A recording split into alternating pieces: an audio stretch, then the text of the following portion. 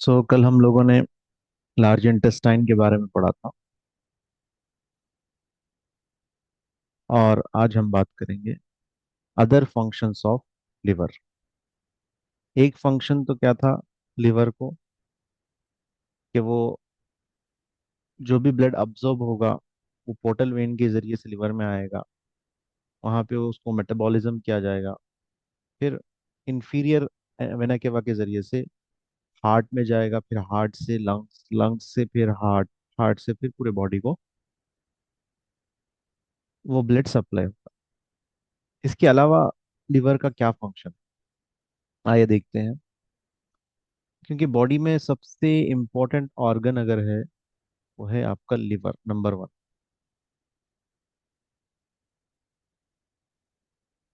ये लिवर एक ऐसा ऑर्गन है जिसको हम फैक्ट्री बोल सकते हैं। फैक्ट्री जहाँ पे चीजें बनती है। ठीक है, अगर ये लिवर अगर खराब है तो बॉडी में आपके अच्छी चीजें आएंगी। लिवर अगर खराब है तो खराब चीजें आएंगी, वेस्ट प्रोडक्ट्स आएंगे। लिवर अच्छा है तो गुड, अच्छी चीजें आएंगी। ठीक है, तो इसीलिए इसको फैक्ट्री कहा जाता है। ये remarkable organ, and only the brain is capable of great variety of function. And liver और ब्रेन, ये दो ऐसे ऑर्गन्स है बॉडी में जो मल्टीपल फंक्शंस कर सकते हैं, अलग अलग तरीके के काम कर सकते हैं। लिवर सेल को हम हेपाटोसाइट्स कहते हैं। वो क्या कहते हैं? वो एंजाइम्स को प्रोड्यूस करते हैं जिसको कैटाबॉलिज्म, यानी तोड़ना, कैटालाइज करना। ठीक है, ये काम किसका है? लिवर का है।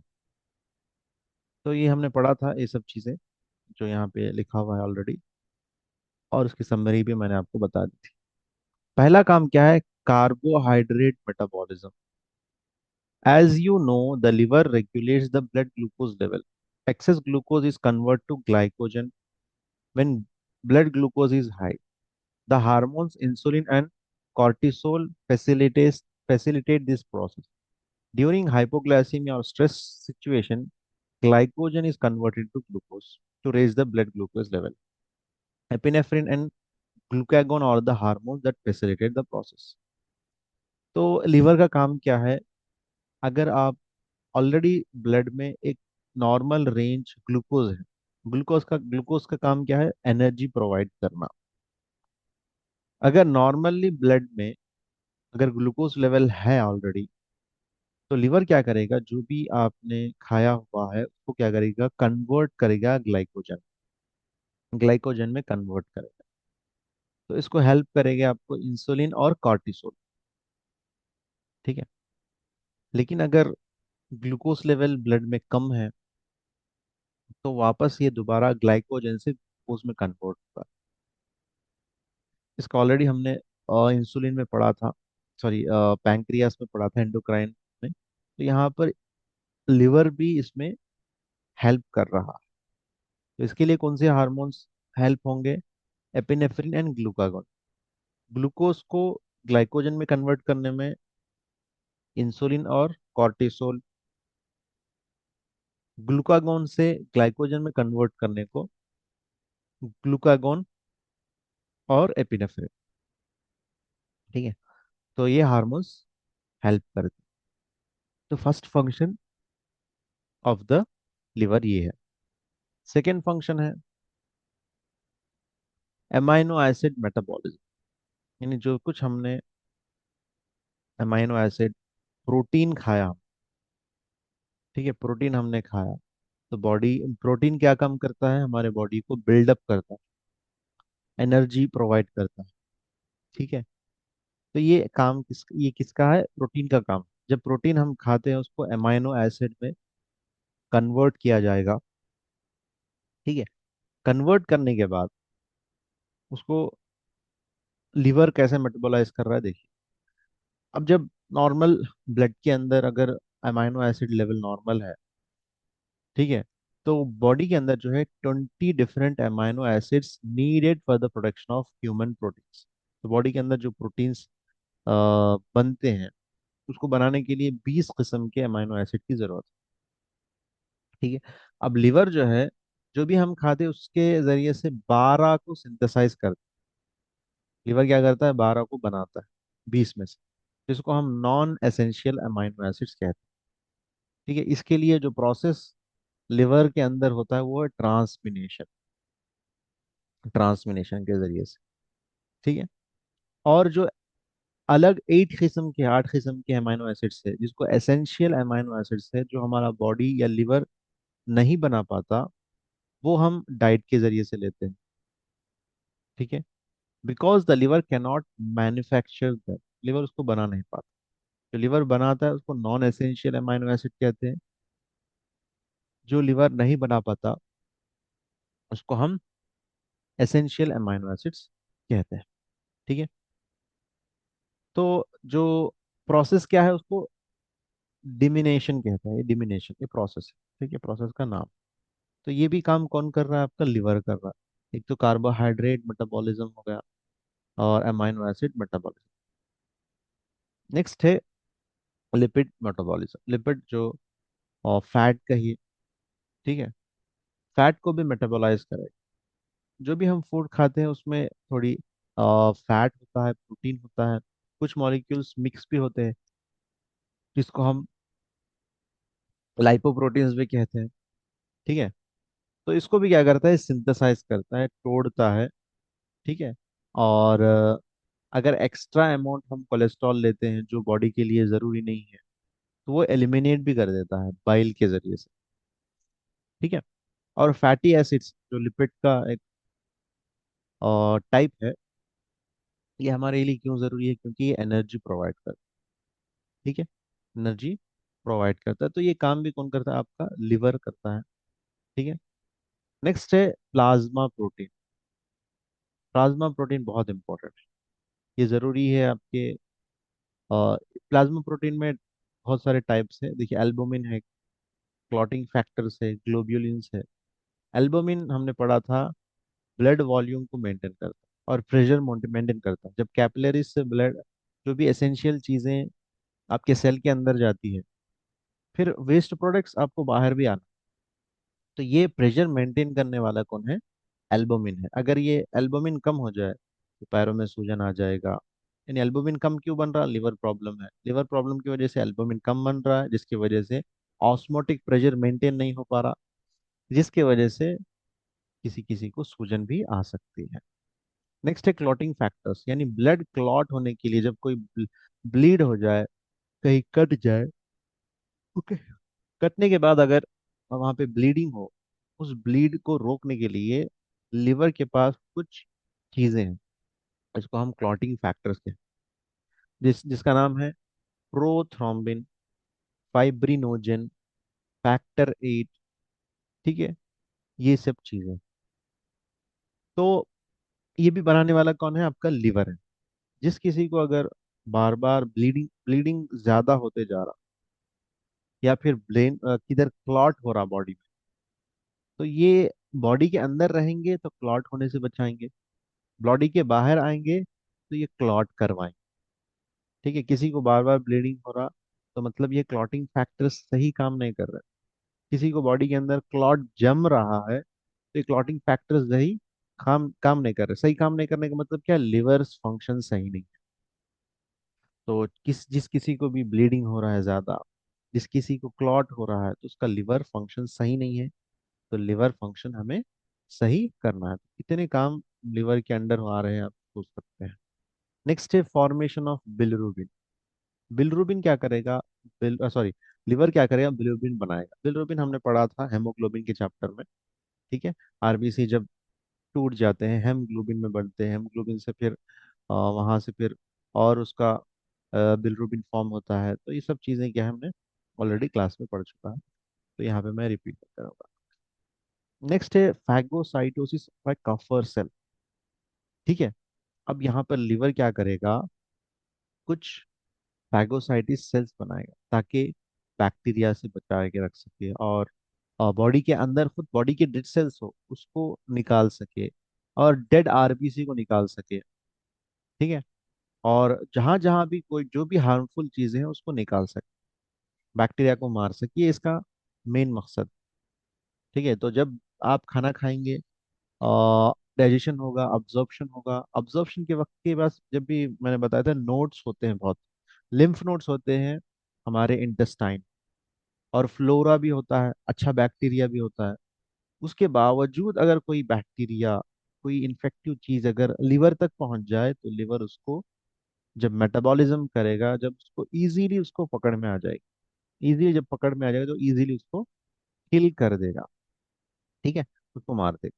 तो ये बहुत इंपॉर्टेंट है। अगर लिवर अच्छा नहीं है तो स्मॉल इंटेस्टाइन से, लार्ज इंटेस्टाइन से कोई अब्जॉर्ब होने के बाद अगर कोई वेस्ट प्रोडक्ट आ जाए, वो ब्लड में आने के बाद बॉडी को बहुत नुकसान पहुंचा सकता है। ठीक है। नेक्स्ट है स्टोरेज। लिवर क्या करेगा, बहुत विटामिन को स्टोर करेगा, चाहे वो फैट सॉल्युबल हो, वाटर सॉल्युबल।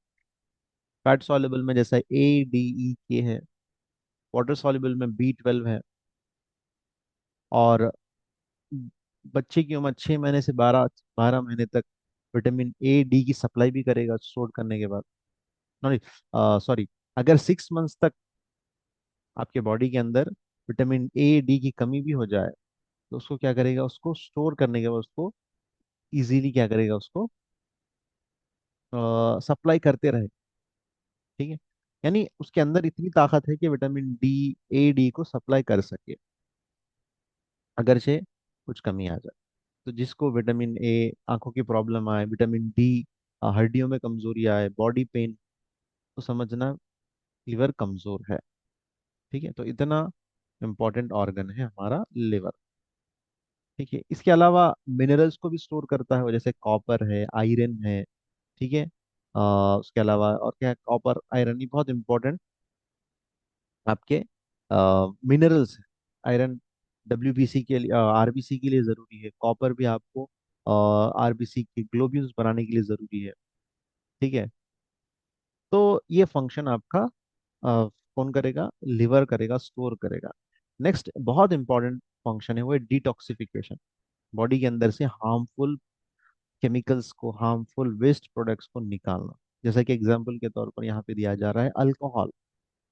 अल्कोहल के अंदर भी हार्मफुल मटेरियल होते हैं, उसको क्या करेगा, मेटाबोलाइज करेगा, मेटाबोलाइज करके फिर उसको क्या करेगा, ब्लड स्ट्रीम में छोड़ेगा। वरना क्या होगा, अगर डायरेक्ट अल्कोहल अब्जॉर्ब होके ब्लड स्ट्रीम में जाएगा, तो वो जाके ब्रेन सेल्स को डैमेज करेगा, क्योंकि इसके अंदर क्या है, एसीटेट है। सॉरी, अल्कोहल के अंदर क्या है, हार्मफुल सब्सटेंस है। ठीक है, ये क्या करेगा, ब्रेन को डैमेज कर सकता है। ठीक है, और इसके अलावा मेडिसिन जो हम लेते हैं, मेडिसिन भी क्या है, पोटेंशियली बहुत टॉक्सिन्स है। तो लिवर क्या करेगा, उसके अंदर उसको ब्रेक डाउन करेगा, हार्मफुल टॉक्सिन्स को निकालेगा, और जितना बॉडी के लिए जरूरी है उतना उसको प्रोवाइड करेगा। ठीक है, तो ये सब काम किसके हैं, आपके लिवर के। लिवर का फंक्शन है। ठीक है, तो ये डिटॉक्सिफिकेशन है। ठीक है, और जो लोग दूसरे जो भी नुकसान देने वाली चीजें लेते हैं, उसको भी क्या करेगा, नुकसान से बचाएगा। ठीक है, तो ये आपका लिवर का फंक्शन। एक और एग्जांपल यहाँ पे दिया जा रहा है, ammonia. Ammonia is a toxin substance produced by the bacteria in the colon. जब कोलोन जो मोशन, किसी किसी और कॉन्स्टिपेशन हो जाए, स्टूल पास नहीं करे, तो कोलोन के अंदर अमोनिया प्रोड्यूस होगा। वो अब्जॉर्ब होगा ब्लड स्ट्रीम के जरिए से। ठीक है, अब्सॉर्ब होके वो क्या करेगा, बहुत नुकसान पहुंचाएगा। ठीक है, नुकसान पहुंचाएगा। तो ये नुकसान नहीं पहुंचाने के लिवर क्या करेगा, उसको अमोनिया को यूरिया में तोड़ेगा। यूरिया क्या है, उतना ज्यादा नुकसान करने वाला एजेंट नहीं है, लेकिन फिर भी क्या है, ब्रेन को, किडनीज को, हाँ, ये डैमेज करेगा, और लिवर को भी प्रॉब्लम में देगा, प्रॉब्लम करेगा लिवर को। जैसे लिवर को इन्फेक्शन हो जाए, ब्रेन इन्फेक्शन, किडनी इन्फेक्शन, ये सब देखने को मिलेगा। तो स्टूल जिसको पास नहीं होता, उसको अमोनिया का इश्यू आ सकता है। तो इतने सारे फंक्शंस है लिवर के। तो एक ऑर्गन इतने फंक्शंस करना बहुत इंपॉर्टेंट है। अगर लिवर आपका अच्छा है तो आपकी बॉडी अच्छी है, लिवर खराब है तो बॉडी भी खराब है।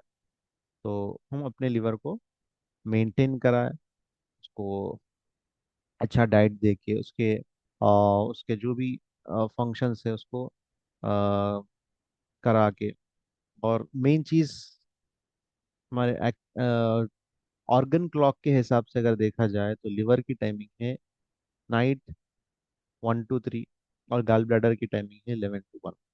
तो जो लोग 11 to 3 के टाइम पे नहीं सोते, उनका लिवर वीक हो जाता है। लिवर वीक होकर ये फंक्शंस पूरे सही नहीं हो पाते, जिसकी वजह से बहुत सारे प्रॉब्लम्स बॉडी में देखने को मिलते हैं। तो लिवर को अच्छा रखने का सबसे अच्छा तरीका ये है कि इस टाइम पे सोया जाए। ठीक है। और ओवर केमिकल सब्सटेंस को यूज करने से बचाया जाए। ठीक है। ताकि बॉडी के अंदर हार्मफुल सब्सटेंस ना पहुंचे और लिवर ऑर्गन जो है हेल्दी रहे। तो ये था आपका लिवर, बहुत इंपॉर्टेंट ऑर्गन था। जैसा जैसा आपकी एज बढ़ेगी, बॉडी के अंदर डाइजेस्टिव, जैसे दूसरे ऑर्गन्स अफेक्ट होंगे, वैसे डाइजेस्टिव सिस्टम भी अफेक्ट होगा। सलाइवा कम निकलेगा, भूख कम लगेगी, डाइजेशन स्लो होगा। ठीक है। और अगर फिजिकल वर्क नहीं है, तो ऐसे लोगों को एज में क्या होगा, पेरिस्टालिक मूवमेंट स्लो होगा, जिसकी वजह से स्टूल पास करना बहुत मुश्किल होगा, जिसकी वजह से अमोनिया अब्जॉर्प्शन ज़्यादा होगा, बॉडी के अंदर टॉक्सिन्स आएंगे। ऐसे लोगों को ओल्ड एज में क्या होगा, liver issues, kidney issues, brain issues, ये सब देखने को मिलेंगे। ठीक है। तो एल्डर पीपल में क्या करना चाहिए हमें, डाइट का बहुत खास ख्याल रखना है हमको, और साथ में कुछ मूवमेंट करें, एक्सरसाइज करवाएं उनसे, ताकि उनको कॉन्स्टिपेशन ना हो पाए, जिसकी वजह से पैरास्टाइलिस सही रहेगा और उनको डाइजेशन इश्यूज नहीं आएंगे। ठीक है। और तो ये था आपका डाइजेस्टिव सिस्टम, पूरा का पूरा हमने कंप्लीट कर लिया, माउथ टू एनस। हमने पूरे ऑर्गन्स के बारे में डिटेल हमने डिस्कस किया। नेक्स्ट हमारा चैप्टर होगा,